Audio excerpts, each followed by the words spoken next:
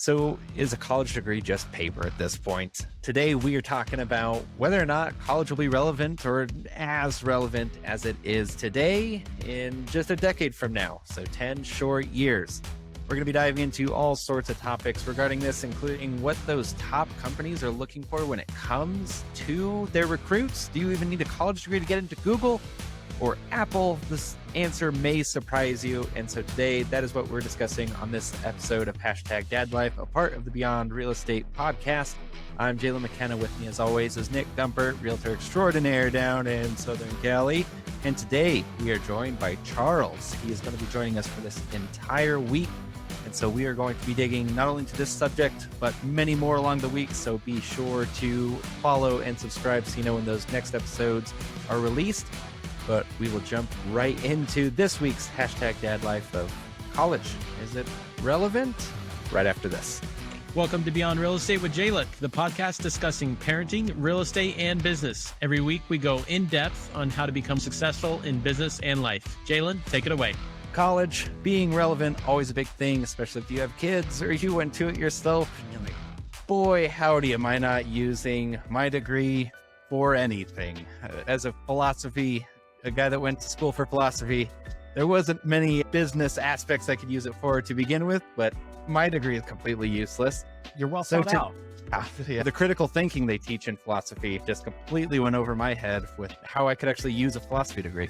But today we are talking about is it relevant? Is it not? A lot of the large companies will get to surprise. They don't care if you have a 10-year degree, 4-year degree, or no degree at all. They're looking for talent. And today, we're just going to jump right into this. Nick, do you have a college degree? And if so, do you use it?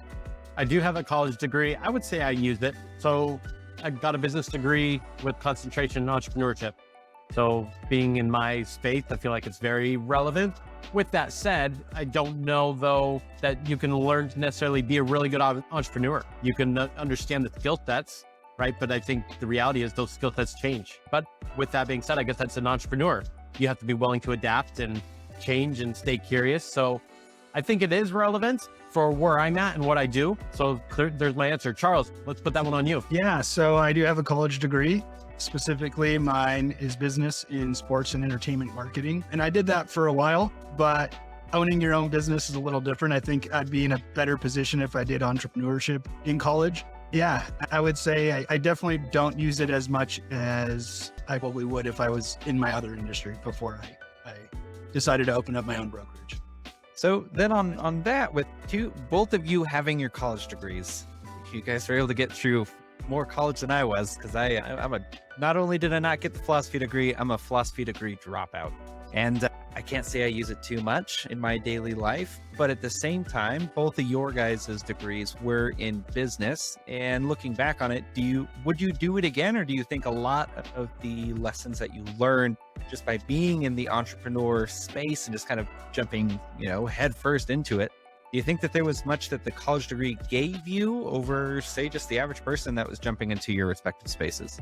Yeah, I would say no. I would say the college experience was great, but necessarily using the degree or gaining an advantage like over other people, definitely not so much. I mean, like you had mentioned before, talent goes a long way. And there are certain things that, depending on what industry you were trying to work in, you would fall under. So for me, I was always going to be in sales. And so really, I don't think my degree was necessarily that worth it. The experience was great, but in terms of actually utilizing my degree, yeah, definitely not. But I would say if I were to do it all over, maybe I would do it again, but I would go for something more like engineering or something like that. Degree is actually going to be applied. On that note, I'll jump in and say, I think it's interesting how much weight we all as a society, especially parents, put into son, daughter, what are you going to study? What are you going to be when you grow up? Because as we've all figured out, that's changing. And I think it's only that much more normal to change. You don't have a job with a 401k that you're at for 30 years. Like that whole aspect that they grew up with, it's just a totally different climate now. And I think it all not makes college irrelevant, but it makes, in my opinion, what you study pretty irrelevant, because things will continue to change. And technology just smashes down a lot of those barriers that I don't think anybody planned for technology to do what it's done. Because let's be honest, you can learn a ton in the YouTube space and in online education that you could never have even thought of 30 years ago, and so for me personally, go ahead, Charles. I was going to say, no, absolutely. I agree. You learn a lot. I mean, from online. I mean, nowadays, kids have so much more access to resources than we did. And I think I grew up in the space where technology was growing, but we didn't know how to capitalize on it, right? As much as, say, the younger generation does, or even just people who are 3-4 years younger than me can capitalize on it more than I can. And I think that just shows you how the technology has, helped increase or pave the way or even change, the direction or the path of how it was normally, like you said. Sure. And I'll go as far as to say I would do it all over again for college, even though I don't have those same takeaways to say a degree was so worth it necessarily. I think the structure of it, and it serves its purpose, college does, for that very reason. It gives you structure. It gives you that monotonous, I don't want to go because it's my 7 a.m. class. And it weeds out those individuals, and I think when you do run your own business, you have to make those decisions to say, I don't want to wake up this morning. And I think that's what college 100% provides, is that test for you versus yourself to say, are you willing to commit to something long-term? Are you able to do that? And I think those are all intangibles that we all need, whether you own your own business or not, is to say, can I hold myself accountable and follow through with those pieces? And I'm not saying those that don't can't. I'm just saying it provides that opportunity to do. And I think that's the bigger takeaway from a college environment versus, hey, what degree did you get? And are you applying that exact thing? Because as we've just discussed, it changes in so many ways for unforeseen reasons. Yeah. On that though, so the structure is one thing, but the list of people that didn't go to college and had seemingly more intangibles, a short list would be Steve Jobs, Oprah Winfrey, Ted Turner, Steve Madden. I mean, you just have to have an eye for fashion in order to make some strides in some industries. None of them had college degrees. And then the companies such as, I have the list here, Google, Ernst & Young, Apple, IBM, they don't actually require a college degree. And that's not just for the entry-level guy that's just in the basement of Apple's big donut, wherever that is. Look, it's a fancy donut, but in their building, they don't even require the college degrees for the top level positions there. So I guess for both of you, I'd love to hear, how do you think a young person that's maybe they're at that split in life, or maybe you have kids that are going to be going to that split in life of, do I go to college or do I not? But I am interested in the tech industry. How do you get those intangibles and how do you get that education in order to stand out in what's becoming a more crowded field in those high paying technology driven industries such as computing?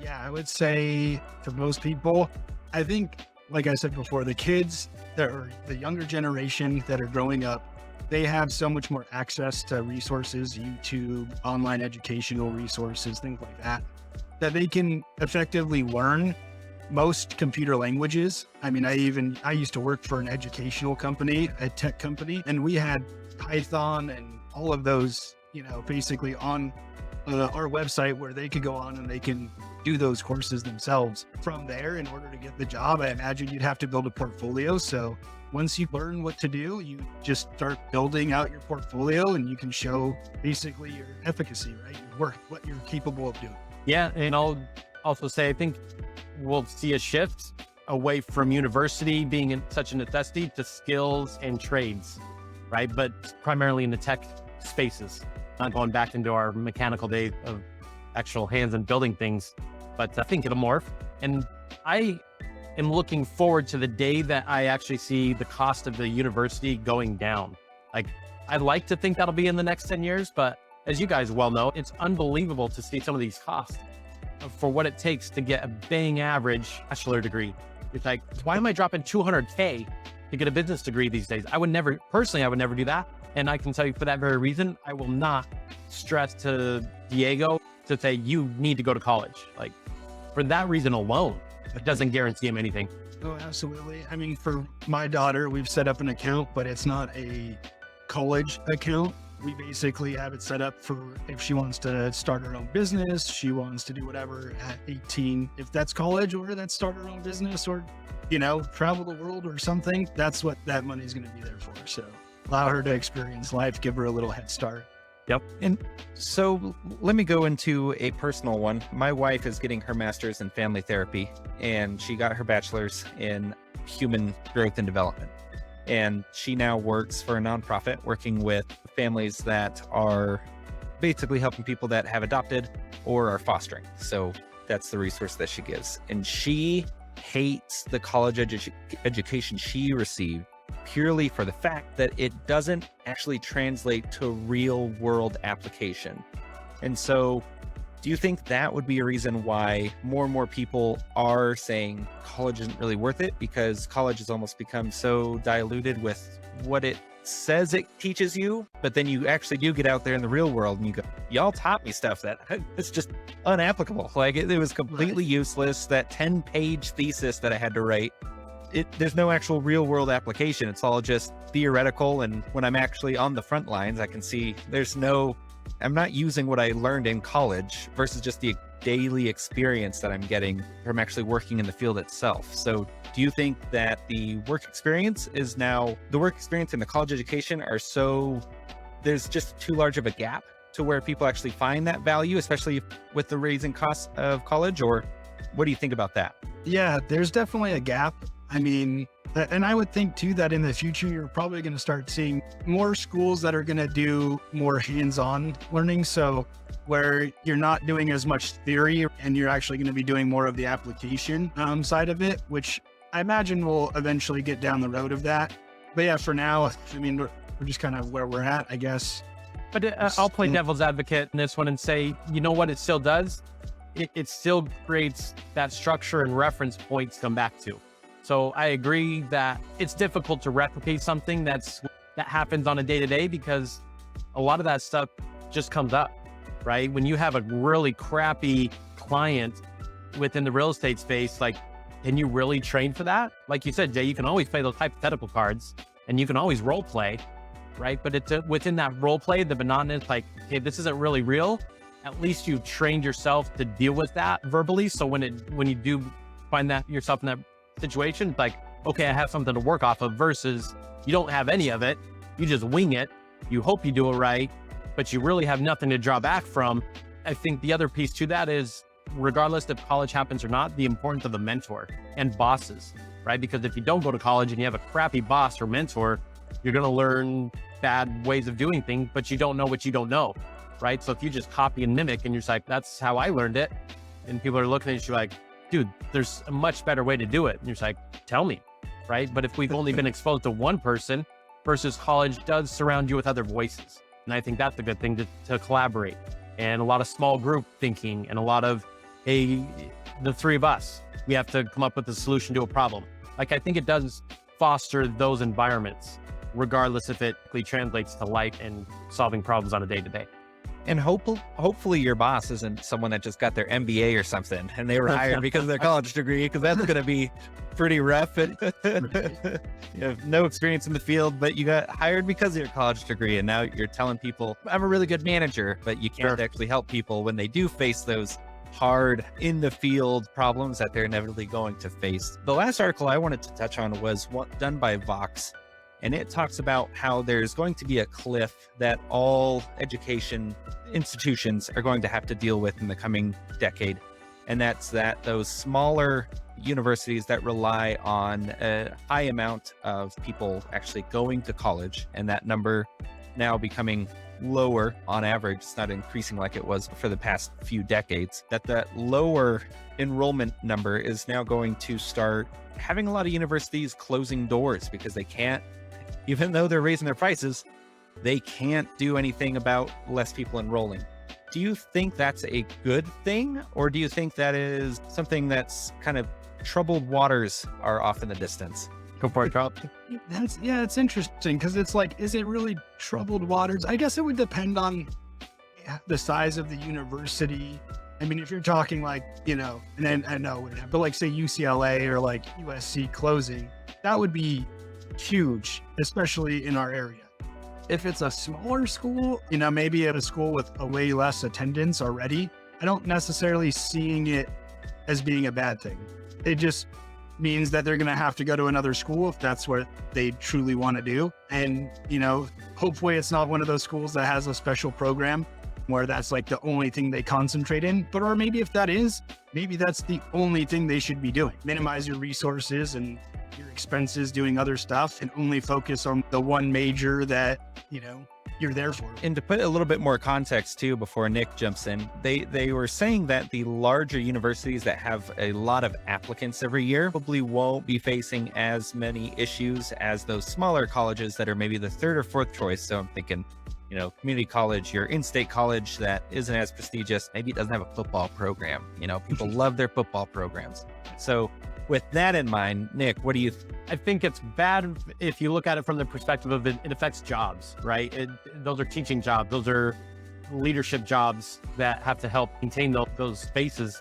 I think it is bad also from a junior college standpoint if it's alluding to that, because I went that route and in hindsight, it was the best decision I could have made.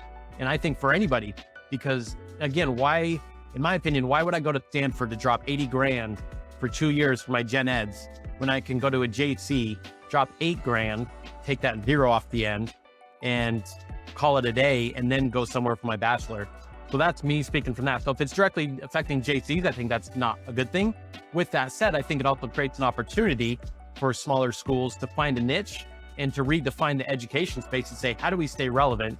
Knowing our enrollment's going down, what avenues might we now need to pursue? Whether that is more online, I have no idea. Maybe it's things that we haven't even come up with yet because that's our reality, right? With all this tech stuff, it's like so many jobs have been created in the last decade that didn't exist 20 years ago, 30 years ago, 40 years ago. Can schools start redefining a different way to facilitate education to keep themselves relevant and afloat and maybe cut the overhead costs? You look at a lot of commercial business, right? They've now said, hey, you can be remote at work, still be just as effective. Does school look like that? I don't know, because I think to a degree we're social animals. I think you need that one-on-one contact in some shape, way, or form. But nonetheless, it gets redefined. Good insight, guys. That was a fun conversation. But for anyone listening, let us know what you think. We have a link to the show below, and wherever you're listening or watching this, comment, let us know what you thought. And be sure to show up on Wednesday, where we're going to be talking about how to fix up a property before you sell it. There's a lot of things that you probably think you should be doing that you shouldn't. And there's probably a few afterthoughts that we're going to touch on that you honestly have never thought of. So be sure to join us on Wednesday. And that's all for this week's episode of #DadLife. Want to see, hear, or listen to more of Nick's take on California real estate market? Check out my links below. Also, check out the links below for more information on products, books, or references made in this podcast. And please don't forget to subscribe, like, and share.